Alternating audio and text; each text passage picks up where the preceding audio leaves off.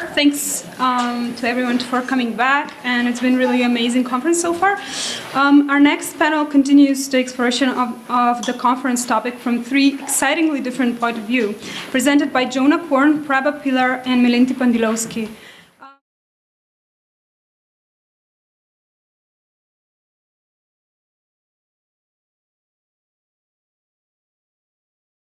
Projecting threats into a space where they are unwarranted, and then getting a tickle out of these fabrications by engaging them at what is always a sturdily protected voyeuristic distance. Indeed, according to Lewis, it's as if Mrs. Dalloway, with her, quote, private mind, refuses to step out and engage with the without, even while walking around in the city, as if her interiority is intrinsically doubled by that of the traditionally feminine domestic interior, which she somehow portably carries around with her at all times. Behind Lewis's charge against Woolf's he-men and he-girls, it isn't hard to detect a virulent and, needless to say, spurious misogyny and homophobia, of a piece with his sensibility offshooting from Marinetti and futurism. And yet, it seems to me that Lewis is onto something in drawing such a thick underline beneath Woolf's treatment of danger, in seeing danger as functioning centrally in her writing, an insight that I want to follow up in my talk today. Where I diverge from Lewis is in regarding the hypersensitivity to hazard in Woolf's fiction as a feature rather than a bug, as a point of generative entry into the work rather than fodder for dismissing the work. Put simply, my argument is that Woolf ought to be regarded among the key thinkers and artists of what we are here calling the Age of Catastrophe, a conceptual framework that enables her treatment of danger, and in particular the modern technological accident, to be more fully recognized and understood. Okay, so that's the introduction. This is the main part of the paper. It's called Circulation and its Discontents. In his influential cultural history of the rise and spread of train travel, the railway journey, the industrialization of time and space in the 19th century, Wolfgang Schivelbusch cites a short, suggestive text entitled The First Locomotive from Ernst Bloch's book of philosophical fragments, Spuren, Traces, from 1930. Relating a, quote, wild legend about the unveiling of the first steam-powered locomotive, Bloch tells of how the machine, pioneered by the Englishman George Stephenson, ran amok and crashed into a wall while it was being driverlessly paraded through the streets. Tracks, of course, did not yet exist. Bloch then goes on to discuss the violent, quote, demonic power of the technology, and how over time the sinister force became less extinguished than submerged, routinely forgotten but ever lying in wait for a spectacular return of the repressed. He writes, quote, only an accident occasionally brings it, this demonic power, to mind again. The crash of the collision, the bang of explosions, the screams of shattered people, in short, an ensemble that has no civilized timetable. Picking up on the sentence of Bloch's, Schivelbusch expands, and now this is the next quote on your sheet. Schivelbusch. One might also say that the more civilized the schedule and the more efficient the technology, the more catastrophic its destruction when it collapses. There is an exact ratio between the level of the technology with which nature is controlled and the degree of severity of its accidents. The pre-industrial era did not know any technological accidents in that sense. In Diderot's Encyclopédie, accident is dealt with as a grammatical and philosophical concept, more or less synonymous with coincidence. The pre-industrial catastrophes were natural events, natural accidents. They attacked the objects they destroyed from the outside as storms, floods, thunderbolts, and hailstones. After the Industrial Revolution, destruction by technological accident came from the inside. The technical apparatuses destroyed themselves by their own power. The higher the degree of technical intensification, pressure, tension, velocity, etc., of a piece of machinery, the more thoroughgoing was its destruction in the case of dysfunction. The breaking of a coach axle in the 18th century merely interrupted a slow and exceedingly bumpy trip on the highway. The breaking of a locomotive axle between Paris and Versailles in 1842 led to the first railway catastrophe that caused a panic in Europe. Schivelbusch returned several times to a quotation by the liberal politician Thomas Creevey, appearing in an 1829 report on Stephenson's locomotive that distills the new modality of accident and its attendant anxieties, breeding out of the very excitement over the new technology. The quote from Creevey, railway travel, is really flying, and it is impossible to divest yourself of the notion of instant death to all upon the least accident happening. Creevey's reaction is suggestive not only for the way in which its hyperbolic perception of train travel as even more modernized and space-conquering than its actual ability warrants, that is, as a form of flying, deflates into the bathos of, quote, instant death to all, but also for a second ambivalence. The unprecedented accident of instant mass death, this enormity, owes precisely to the, quote, least accident happening, echoing Schivelbusch's recounting of the merest, quote, breaking of a locomotive axle, resulting in catastrophe and widespread panic. In short, the Industrial Revolution ushers in a situation in which it becomes possible for the tiniest accidents to equal the most gigantic. Viewed in the context of this logic, Mrs. Dalloway's, quote, feeling that it was very, very dangerous to live even one day, a feeling significantly precipitated by her staring into a sea of taxicabs, assumes a striking socio-technological import and intelligibility. Indeed, in equating extreme risk with a bare minimum condition, a mere day of living, the feeling speaks to the distinct character of accidents in the industrialized world, while also resisting the amnesiac suppression that Bloch describes as defining our primary relation to them. It is a feeling that Woolf would explore more and more at length in The Waves, 1931, her later novel from which the quotation from my title is taken, Each Day is Dangerous. Regarded as the pinnacle of her excursus into, capital letters, high modernism, it is her most formally difficult and experimental work, regarded by Stephen Spender less as a novel than as a, quote, prose poem of genius. The book follows a group of 6 friends from childhood to middle age through a series of alternating and what often seem to be interfusing interior monologues.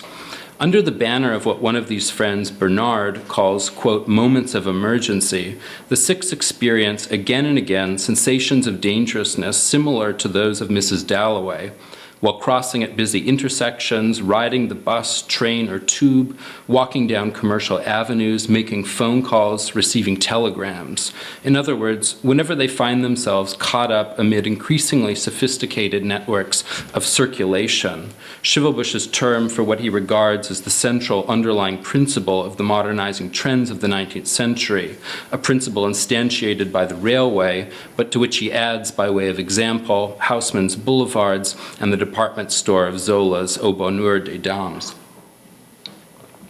In the time that remains, I want to try to unpack in some detail a passage from The Waves that can be taken as representative of the novel's larger constellation of moments of emergency.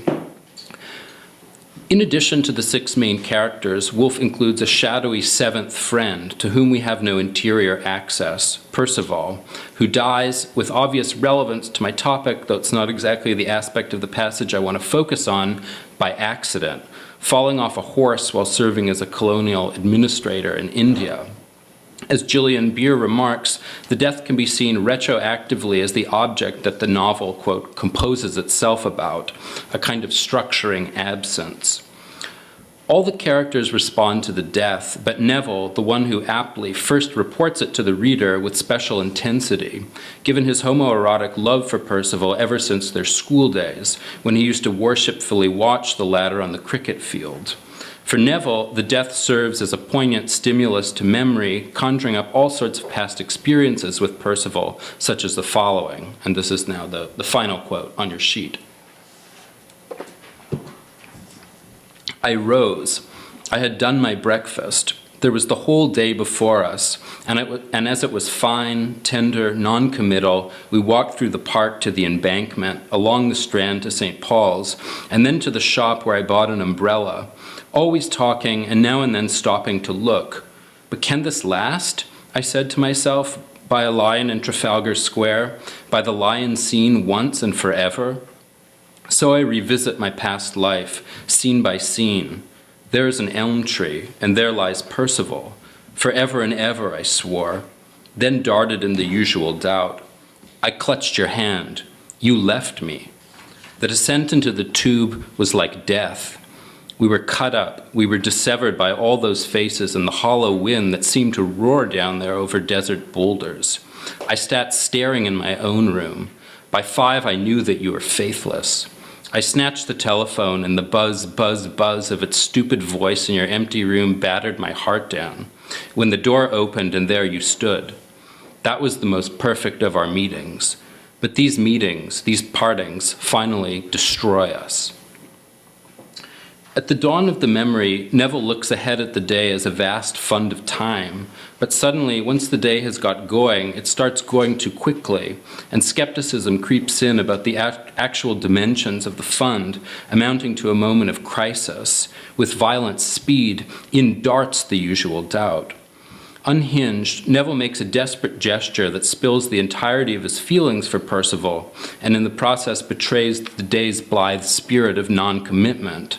Neville's entreaty and Percival's rebuff are related in 2 spare sentences, I clutched your hand, you left me, that manage at once to contain the whole of their relationship's tragedy, its tragic unevenness, as well as connect Neville's distress with the novel's total vision of danger.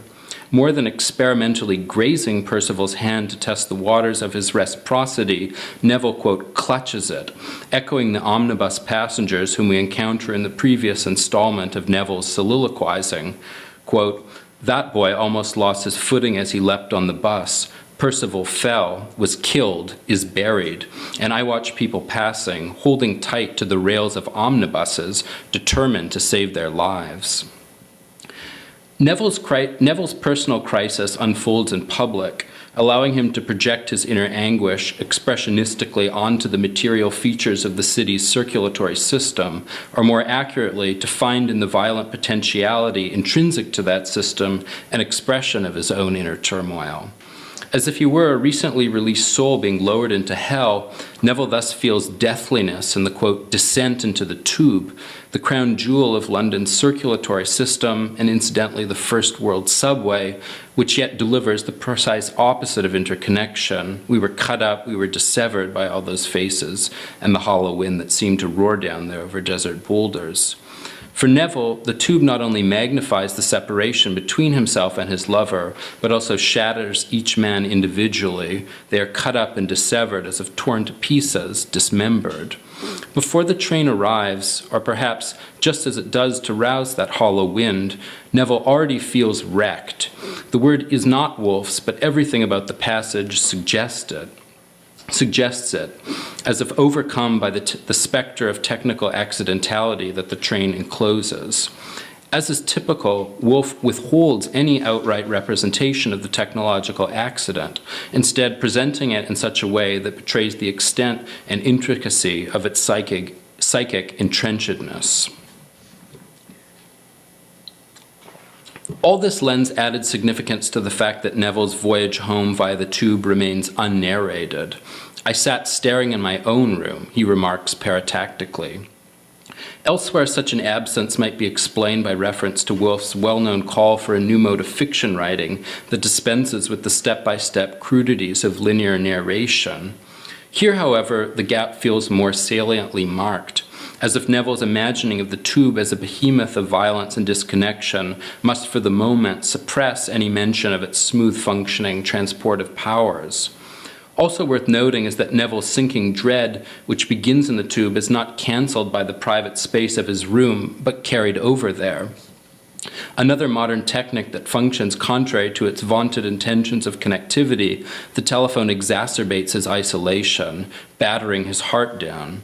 Snatching the telephone as if frantically and ragefully replaying his earlier attempt to clutch and connect, Nevill is rebuffed again, met with the senseless and intractable repetition of the tone signal of Percival's unanswered phone. Buzz, buzz, buzz. It is at this stage of Nevilles' redoubled despair, however, that a redemption of the day unexpectedly seems possible. The, quote, faithless one returns, perhaps out of compunction for the coldness of his behavior in the tube, perhaps because in private it's possible to be the ballast for another man without threat of besmirching one's official reputation, whatever the case may be, prompting Nevill to judge the moment the most perfect of our meetings. And yet, he adds, with a suddenly qualifying, sweeping pessimism as the shadow of Percival's death asserts itself, but these meetings, these partings, finally destroy us. Faced with such a desolating conclusion, the reader might well wonder, why should connection, for which the characters strive so desperately, be so damaging, even when it seems to be successfully, albeit ephemerally, attained? Yet it is just such a challenge that the Waves poses throughout, that connection, when operating at such high levels of intensity, hatches the potential of its own undoing. The disastrous intersection of meeting and parting in Neville's room bears out the falling height thesis of the technological sphere, but in the sphere of relationships.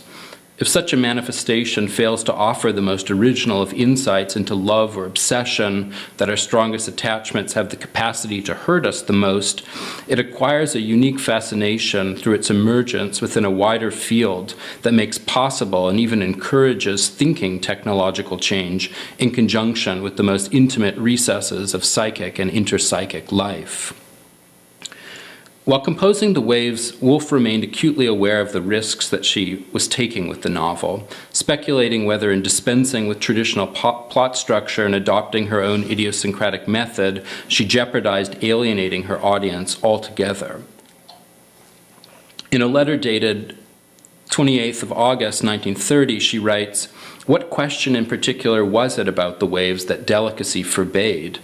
I think then that my difficulty is that I am writing to a rhythm and not to a plot. Does this convey anything? And thus, though the rhythmical is more natural to me than the narrative, it is completely opposed to the tradition of fiction, and I am casting about all the time for some rope to throw the reader. This is rough and ready, but not willfully inaccurate." Suggestively evoking the central image of the novel, Woolf figures her text as a body of water that threatens to drown the reader in the treacherous waves of its own stylistic difficulty. Indeed, Woolf's letter projects the reader into a predicament similar to that in which Rhoda, another of the six characters, finds herself as she stares into traffic and apprehends a scene of staggering hostility. "I ride through rough waters," she says, "and shall sink with no one to save me." High modern writing here does not neutralize or barricade oneself off from the hazards of modern life, but rather reflects and radiates them. Shirking delicacy, incorporating dangerousness into its very modus operandi, The Wave stands as a prophetically exemplary writing of the Age of Catastrophe. Thanks.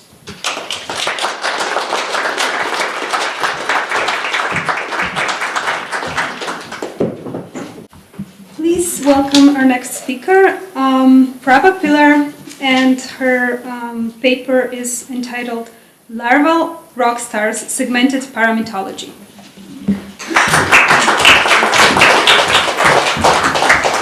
Hey, so I want to start by acknowledging that, unlike David, my life has been full with accident, but like he said, mine has been full with catastrophe.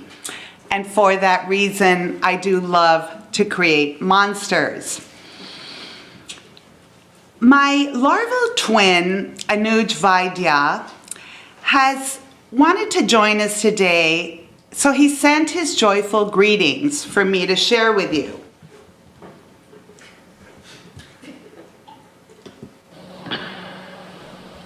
Today is a momentous day in the history of catastrophe. A day of revelations as you have never heard before. A day of larval crawl. Today, my larval twin, Pilar, will be transitivizing segments of the LRS paramythology, a complex para-multidimensional understanding that might be beyond the scope and keen of the human mind. But we shall attempt it anyway. We are not at this point elucidating all of our transignifying elements. However, we want to share our current coalescing activities with you. We are here to help move the genus Homo sapiens beyond the ecocide, away from that scopophilia and logocentrism that has kept them in bondage to the false prophets of progress. Join us in building a generation of probably larvae who will transcend this ecological impasse. Listen carefully to the larval wisdom of my twin, and learn the secrets of how our multi-paradimensional secretions can transignify the curse of human exceptionalism.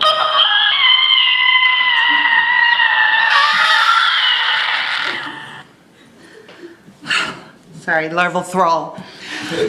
So, how does the Earth speak to our world's catastrophe? To our worlding of the world? To our foreclosure of Earth's becoming? How does it speak, as Melentie asks, to Heidegger's dystopian reflections on the technological attitude? Is it through Avital Ronell's critique of Heidegger's essentialism and how it is wrapped up in taking the call? Or is there more? How does it speak to Tom's reminding us of Zizek's apocalyptic 0 point? Or perhaps through Tom's articulation of the promise of art, of mutable structures, of speculative modernity? Is it in Kelly Richardson's evocation of the blurring line between the possible and the impossible? Is it in Michel Theron's Rupture? Perhaps it can be found in Bill Vaughan's deconstruction into the paradox of the embedded dysfunctional, the absurd, and the deviant, extended to all of modernity's epistemological and ontological grounds.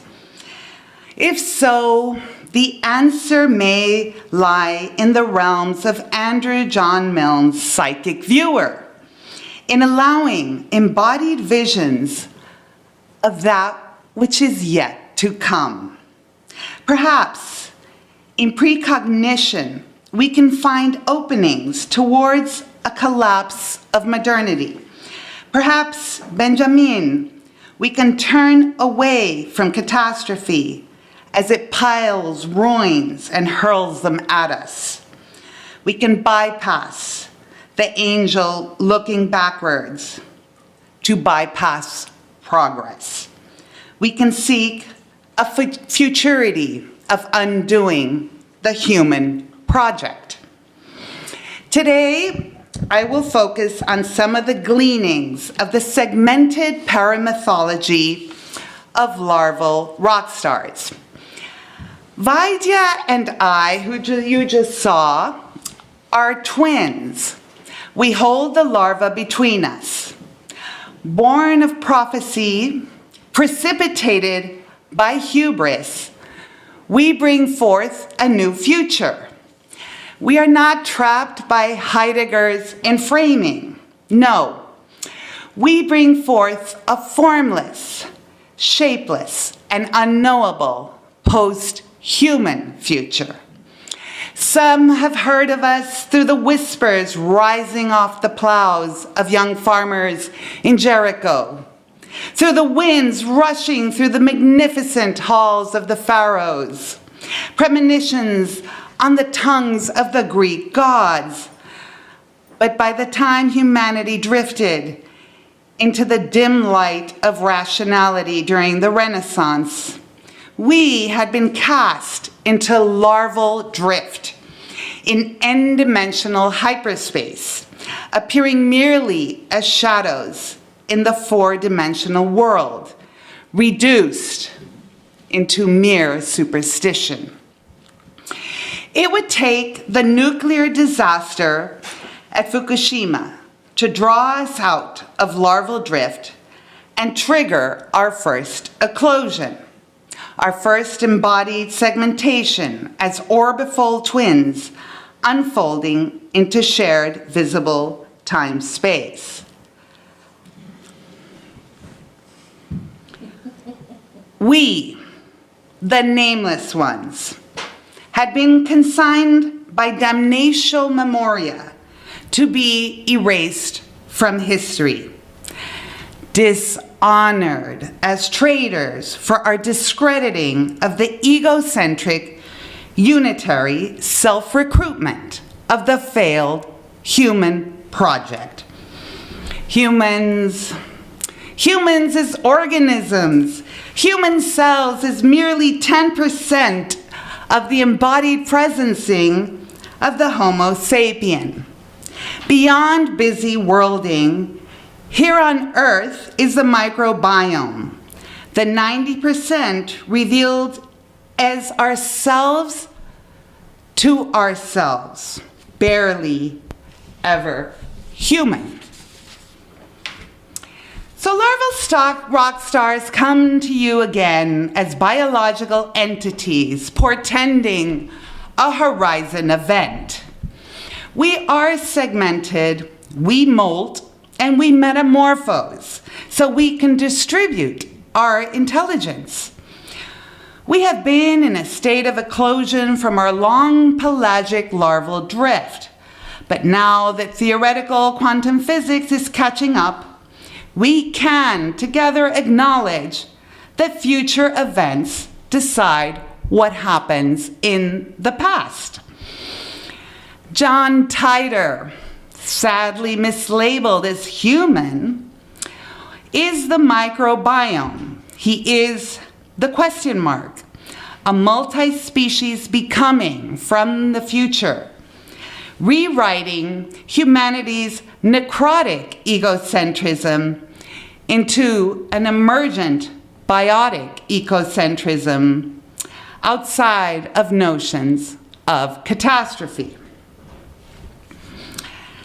It is Titor, who interestingly enough we met via Andrew Milne, that led us to our greatest finding, the transpathogenic parasite Loa Loa ideologica. Who is John Titor?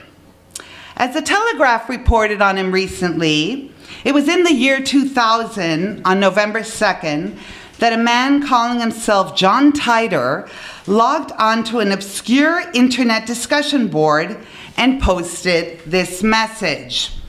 Greetings. I am a time traveler from the year 2036. I am on my way home after getting an IBM 5100 computer system from the year 1975.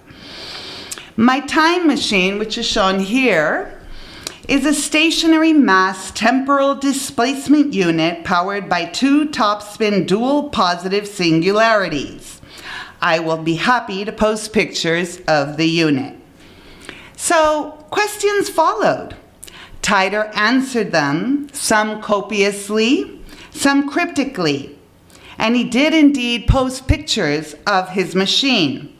Then, one day, he was gone. Who was he really?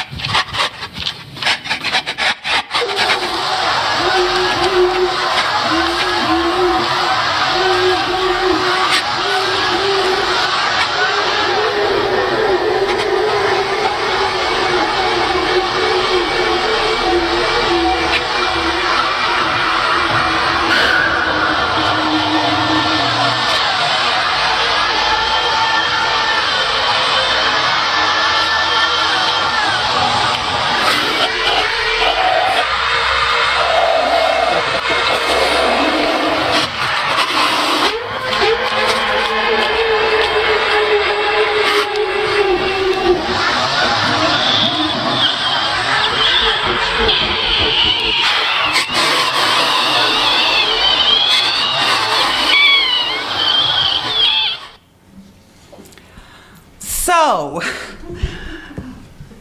microbiome societies are, were, and will be multi-species worlds in co-emergence. When the parasite Loa Loa ideologica successfully infiltrated Homo sapiens, it suppressed their natural killer cells that attacked egocentrism, logocentrism, scopophilia, and human exceptionalism. This infiltration has resulted in world traditions such as the dominion aspects of the Judeo-Christian tradition that reify human exceptionalism and create what are now sadly prevalent and predominant misunderstandings and mistranslations. Loa Loa ideologica is a long-lived specialized parasite carrying both general and specialized pathologies that grossly modify host behavior, not killing the host, but living necrotically, despoiling relations for extended periods. And it is at this juncture that larval rock stars proposes ecdysis, or molting, as a regeneration and reforming to counter Loa Loa ideologica through multi-paradimensional secretions, which will transitivize its effects. As intrans-species transignifiers, we make visible our multidimensional, multi-species paraselves distributed through entangled organisms. Our larval sensorium of the surface of our entanglements transitivizes the Loa Loa ideologica into exuvia, an old, empty exoskeleton to be discarded. The false category of the human is lagging in evolution, not adapting to changes in the conditions of existence. This is a futile hypermorphosis, and it is leading humans to the brink of extinction. Given that larval rock stars has reemerged in a world designed for the benefit of others, we believe in transmitting intrans-species and trans-signified coalescence for a very productive failure of the failed human project. For separation from the exoskeleton infected by Loa Loa, one can let loose the secretions from their molting glands and then, by crawling movements, push forward the shell, which splits down the back, allowing the microbiome to emerge. Join our distributed intelligence of larval drift. Transitivize. Be a part of a whole, which is itself part of a whole. Crawl away. Remember, secretions.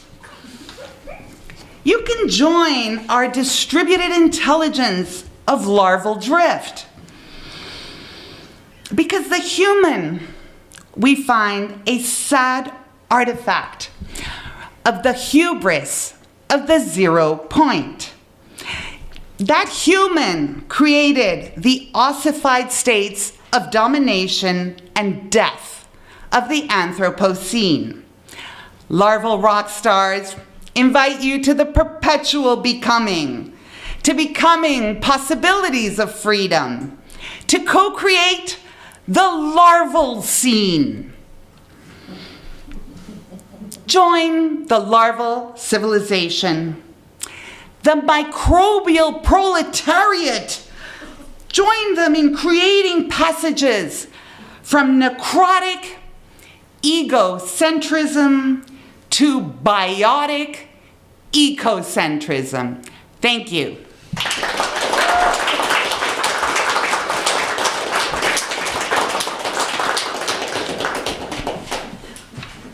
Okay, so I'll attempt to speak about the theme of Age of Catastrophe through a phenomenological first-person perspective.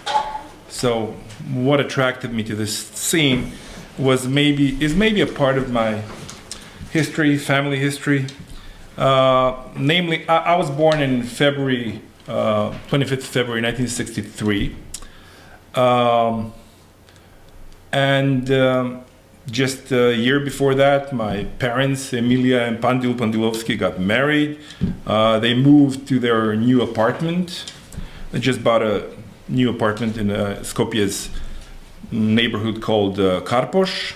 And they had the new baby, right? Me. Or the first baby. So they were pretty happy. But just a few months after that, what happened was this. Yeah, so this is the city of Skopje just after the earthquake.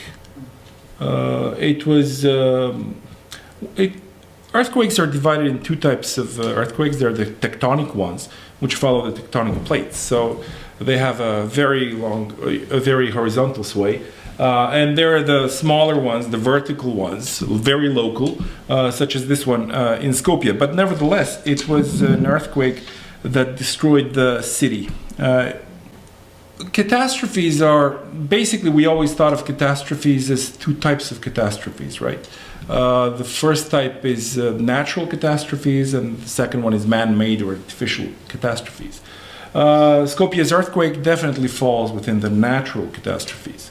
Now, I have quite vivid memories of the earthquake, how my grandfather picked me up, had to kind of throw me through the window of the first floor so that people would catch me because there was no way out from the building. About 68 people got killed in our building, which was probably about half of them, and the building was sliced in two like hot knife going through butter. So it was.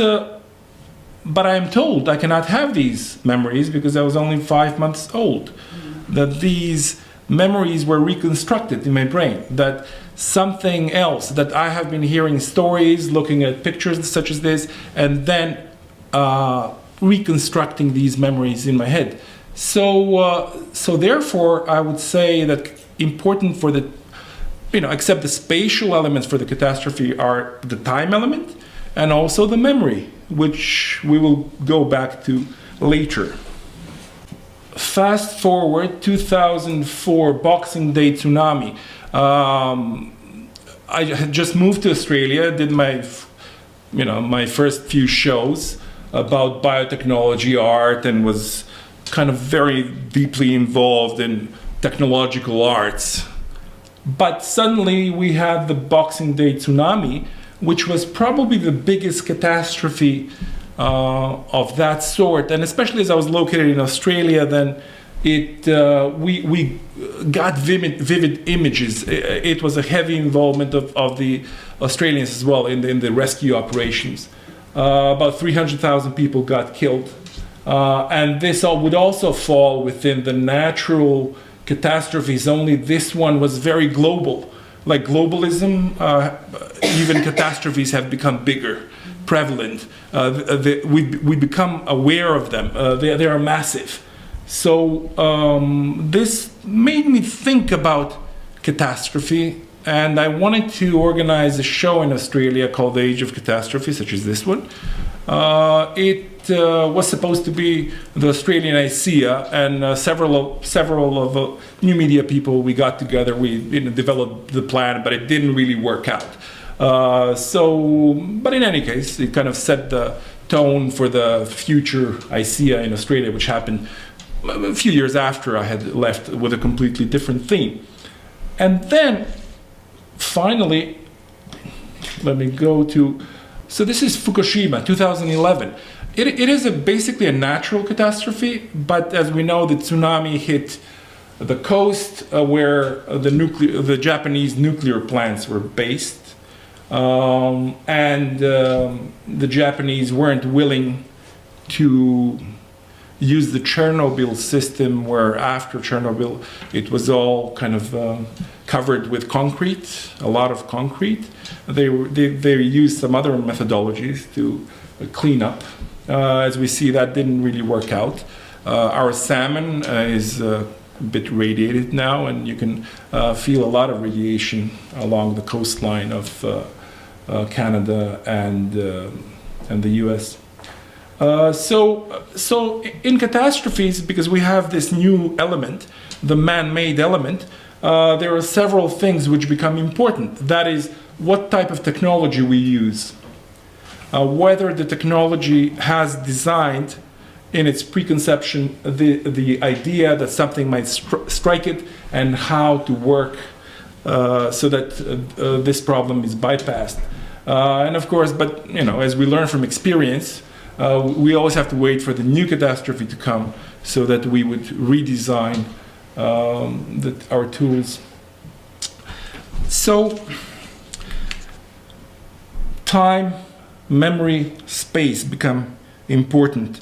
Paul Virilio said, "One must enter the catastrophe to reap its benefits without suffering its drawbacks. You cannot prohibit the catastrophe, you must surf it." So that becomes the important element, the surfing of the catastrophe.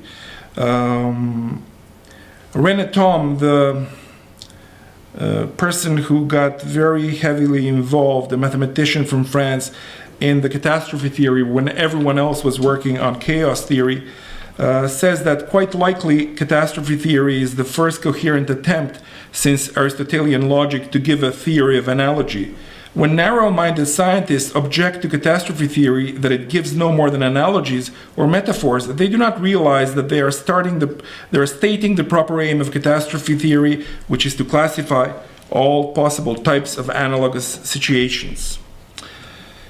So, the ever-increasing series of natural and man-made catastrophes in the 20th and 21st centuries definitely signify the need for an artistic and cultural response to the very phenomenon of catastrophe. Therefore, our exhibition, Age of Catastrophe. Of course, the notion of catastrophe, as we know, is not a novel one. The famous Mount Vesuvius eruption in the Bay of Naples in 79 AD, the buried two cities, Pompeii and Herculaneum, has been a source of imagination and has been referenced amply in the past two millennia.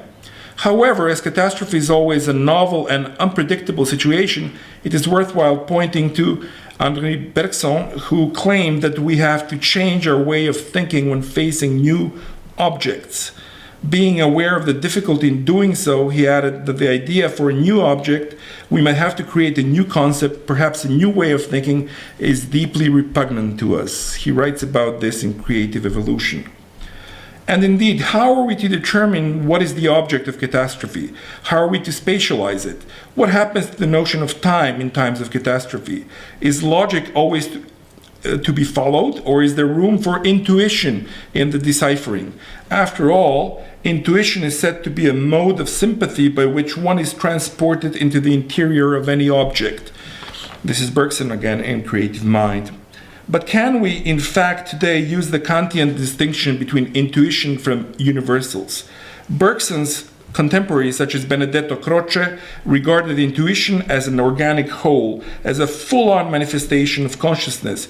So what are the sensory and affective constituents of the intuition in order to get deeper insight into the modalities of catastrophe? I pointed out that in the untangling of the concept of catastrophe, we have seen clear examples in the 21st century, especially in a society where our very existence is dominated by the techno-scientific sector. In terms of natural catastrophes, the 2004 Boxing Day tsunami, of which I presented pictures, is a straightforward natural catastrophe, similar to the Mount Vesuvius eruption, where René Thom's calculations in structural stability and morphogenesis are of immense interest. But the Fukushima disaster incorporated in itself natural elements as well as the technoscientific and the biopolitical options foreclosed by these decisions, ecological impacts, the radiation suffered by the rescue teams, cleaners, local populations, etc. Interestingly enough, although Tom was a mathematician and catastrophe theory is a branch of bifurcation theory, or the study of large phenomena caused by sudden shifts in behavior arising from small changes in circumstances, in the study of dynamic systems, Tom initially applied catastrophe theory to linguistics. His model thrives on simplicity through the use of multiple and interactive variables in order to apply catastrophe theory to any phenomena whatsoever. On the other hand, the three sociological paradigms that define a catastrophe, according to Gilbert, provide useful heuristics. A catastrophe erupts from an outer event, society is made vulnerable by its advent, and social insecurity results. Similarly, Diregrov tells us that catastrophe strikes suddenly, it is unpredictable and uncontrollable, and its effects transcend the time of its occurrence. A catastrophe is particularly indicated by the massive material damage it causes, along with the suffering and threat to human identity, dignity and security that comes in wake. But perhaps natural and man-made catastrophes are not so different after all. Virilio has described catastrophe as the original accident brought forward by us. Its effects ripple far and wide, and it incorporates into itself the representation of all other catastrophes. The very idea of the technological progress thus becomes imbued with catastrophical potential, an indication of which is Chernobyl that brought us into the era of global accidents, where consequences are in the realm of the long term. Perhaps Virilio's words are a distant echo of Heidegger's dystopian reflections on the catastrophe of technology and his fundamental critique of the technological attitude. And indeed, it is obvious that catastrophes have a huge impact on social, psychological, ethical, economic, political, and cultural realms, effectively unifying the natural with the technoscientific, requiring new modes of regulation, management, and control. The price we have to pay for the development of science technology has only increased the possibilities of catastrophes occurring, and yet no political thinking can cope with the dynamics of the biopolitical involved and must therefore upgrade itself constantly. As we know, science and technology are not void of ideological political concerns. In this context, it seems clear that the mirroring of fundamental ideologies has social and economic parameters that will have to be taken into account. The connections between systems of power and systems of knowledge are fundamental to the construction of the reality in which we live, so any challenge to the prevailing ideologies will be met with resistance. If you permit me, I'll have a drink. Should have shaken it up first. Yeah, that would have gone very well. The role of aesthetics, surprisingly, might be in the presentation of views on catastrophe and the shedding of light on how our zeitgeist understanding of what constitutes a catastrophe has shifted as a whole.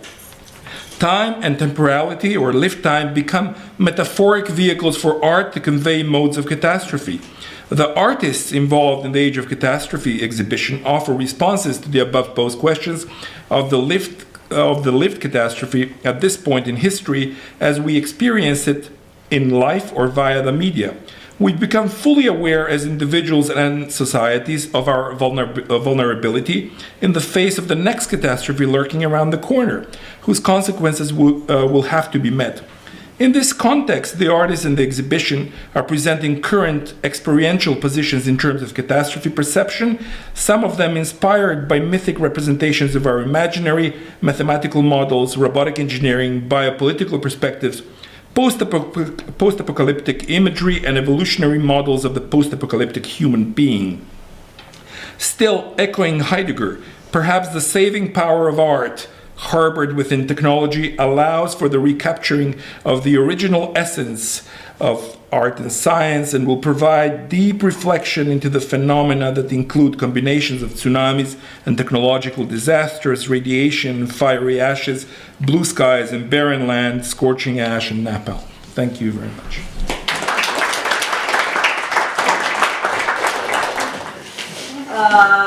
Elephant in the room. Where? Sorry, I can't finish my sentence. As we're talking about catastrophe, did anyone make a decision that we weren't going to talk about anything that happened in the Friday night? Yeah. Well, we made a decision to have the exhibition on the 13th of November instead of the 6th of November as previously planned, because 13th of November is also Friday the 13th, and because we anticipated something might happen. Yes, exactly what happened. Yeah. No, but we didn't. It wasn't I can conscious. say why I didn't speak to that specifically. I come from a land of catastrophe. I come from a country, Colombia in South America, that has the longest running civil war on earth, and we have been in war since 1946. We are constantly being in violence, catastrophe, death, degradation, kidnapping, violence, exploitation, mineral extraction. Corporations from the north are there doing all those things, as well as governments. I won't get into it any further, but for me, that's why I began, that I am from catastrophe. And catastrophe is a very big part of my life, having my relatives kidnapped and murdered, people I love. And so when I see what is happening right now, it's within a world of violence and military and abuses that are horrific for the 90% of the civilians on Earth that have nothing to do with this. Yes, I would like to add that I absolutely agree with you. And the catastrophe is doesn't just take a shape of catastrophe when it's exported to the Western world, but as you pointed out, like where it's being exported from, that part is problematic, and this is what we should maybe pay our attention to better. Anyone else? Yeah, I don't know, I feel like saying thank you, Erica, for like bringing that into the room. It was, I chose not to speak about that within my talk, and there is a relation and there is a correlation, and it's not any fun, and just felt like it wasn't my place to make those connections, but thank you for, I don't know, making it present, because it obviously is. Wait, do you guys have any questions for each other? Yeah, maybe I can just say it's kind of interesting. That's why I mentioned that René Thom, in his elaboration of catastrophe theory and its implementation, he implemented it first in literature, right? So it's basically a mathematical model, and you can implement it anywhere you want to. When we think of catastrophes, we usually think of phenomena that occur at a certain time that affect us very much, and this is very timely. I mean, it just happened in Paris. It's a huge catastrophe, but. I don't know. I think we were trying to, cast the net very wide, and speak to, like the foundations of catastrophe, the artistic interpretations of it, etc. If there were artistic projects which were kind of touching on this, then we would have probably been speaking about it. But as the artists, did not, well, except for Raphael Lozano Hammer, where it was certainly a piece, with the 41 missing Mexican students allegedly murdered. I think that piece comes closest to the events in Paris. It comes closest to a catastrophe of the human being, being zone political, the political animal. Living in all of us. That one, it seems the most obvious one, right? Well, I would just say that, first of all, my talk was conceived many years ago, before 2 days ago. So that's maybe one reason why it wasn't addressed. But I want to also reiterate what Praba was saying. I mean, the day before the Paris attacks, there was a huge bombing in Beirut. So let's talk about that. These things are ongoing. And so I think that if no one is specifically mentioning that, it is because we're trying to talk about conditions that are larger than just that. And I would really resist, okay, now let's talk about catastrophe only when there's a highly visible one and there's an extreme politics to that visibility. You have to pull back and try and understand why these are happening all the time. Not just, okay, here's a thing, let's talk about it because it just happened. In your vicinity. In your vicinity, yeah. In that respect, I also kind of resent really idea that catastrophe is something we should ride on, which I think is also very it's a especially highly abstract theoretical view that is abstracted from the circumstances of catastrophe. Nobody who would be part of a certain catastrophe would have that idea, because at that point you're only trying to survive what this catastrophe produced. So I'm not a big fan of theorizing with highly abstract theoretical concepts the events that are, as you mentioned, highly phenomenological, of phenomenological value. If you ask people that are directly involved, right? I mean, after all, for instance, we are speaking a lot, in Western media, about terrorism, about bombing, but we're not speaking at all, the drone attacks that are happening in all over Middle East are not being reported at all in our media, not a single one. So how is that? I mean, I don't understand why we should focus on something just because we have a feeling that it concerns us more. In a sense, I don't know if that's actually true. Well, I agree, but Virilio's work, he's a phenomenologist of technology. He touches upon the military complex a lot, and also maybe it is more about preparation, right? You know how the military always prepares. I mean, I remember when I was, kid, even in ex-Yugoslavia, they would, we'd get ready for an atomic attack from the left by jumping to the right, and vice versa. So in a way, I think that stems from that logic, being prepared, having the population be prepared, and that's what the governments do, right? Or the illusion of being prepared, basically. Well, illusion, yeah, but they, you always, governments always tend to think that you need to have plans in action, and very often they're influenced by people like Virilio. Personally, I didn't like his attack on biotech art, but can I also this is what I can relate to. Speak to what you said. I just want to speak to how, for me, the catastrophe is human exceptionalism, and human exceptionalism as it is reified by the hubris of the 0 point. So how the 0 point is Europe for the rest of the world. And the hubris in that has destroyed the rest of the world. And so when looking at catastrophe as a South American, we're in a perpetual state of catastrophe for hundreds of years.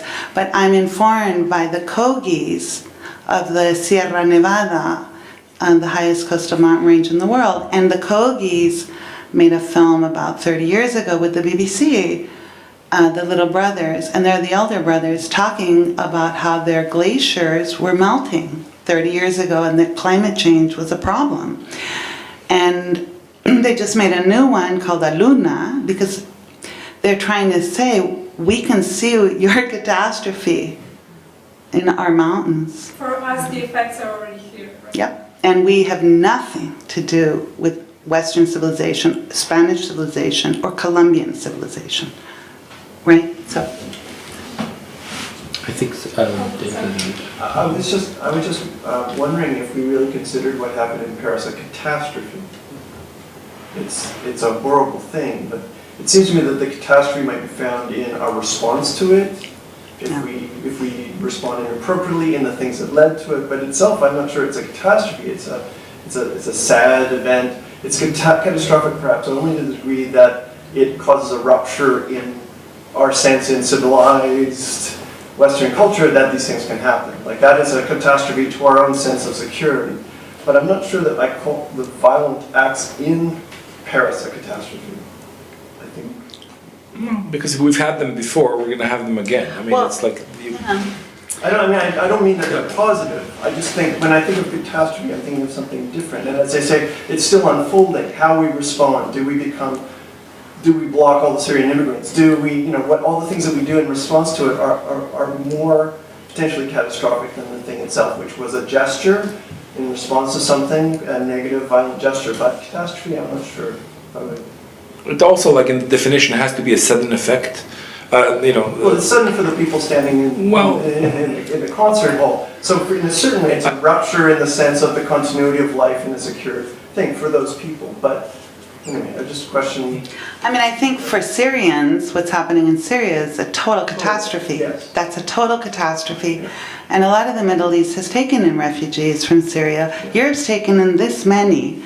And what could be a catastrophe is the response. I was in the US when 9/11 happened, and the response of people that thought they were civilized or called themselves civilized was to begin attacking physically a lot of women that were wearing visible garments that indicated they were Muslim, and we actually had to form defense teams to walk them through the Oakland, the most leftist progressive city in the US. And that is part of the catastrophe. That's a catastrophe. This is a response as much as. It's a catastrophe of the fiction of European civilization. I just have a question that probably deals with that fiction, and it deals with language, and it comes actually out of Jonah's paper, and Melentie's question about what happens to time and catastrophe. Virginia Woolf in The Waves is doing, and she's talking about what's the phrase, that a mere day of living. Joyce in Ulysses takes a mere day of living and makes it epic, and so that his way of dealing with time is, it seems to me, different from Virginia Woolf's, although it seems like the nature of their language, that is stream of consciousness, and attempts to embody all of that in a novel or narrative form, may be the same. I wonder if you can make a distinction, Jonah, between those two understandings of a mere day or an epic day. Mm-hmm. Well, I think that's a good connection. I thought it myself at some point, and I'm not really sure because I'm not like a Joyce scholar. I know Woolf much more, but I think that there certainly is something there in this, blowing up a day to epic proportions, right? So I just can't really speak to Joyce because I just don't feel like I'm an expert on that or have anything insightful. And also I saw that there was someone out there who had a hand up who should speak. Okay, I guess you should take the last. Yeah. Who was first? Go ahead, please. So I thought that the conference was on yesterday, and I came here and then ended up going for the first time to the Museum of Human Rights instead. And it was bizarre, understandably. And the final exhibition, I kind of got caught up in this young woman who worked there explaining to her tour group that what we need to do in the face of brutality or catastrophe is have the courage to speak out. And there are all these testimonials to speaking out. And I'm thinking, particularly with Virginia Woolf, what might be kind of the best poetics for catastrophe, the most ethical or appropriate ways to speak and to develop speech around a catastrophic event?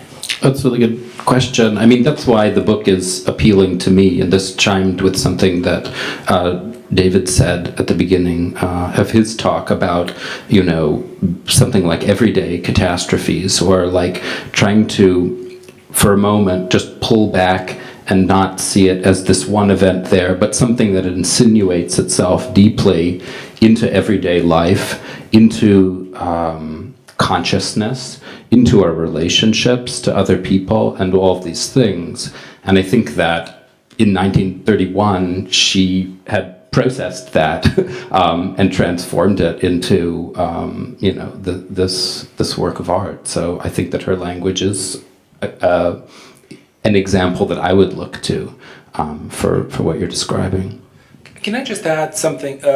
Robert asked a very important question about time and interpretations of time, and pointed out the example with Ulysses, James Joyce's masterpiece. And I think that one is quite indicative, and because it's also a reflection of the time.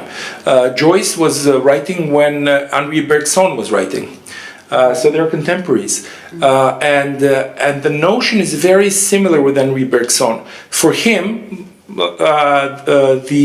there is no time unless there is memory.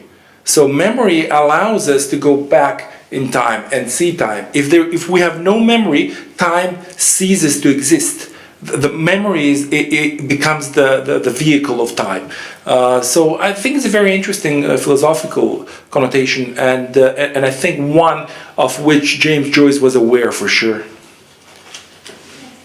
Thank you so much, Jonah.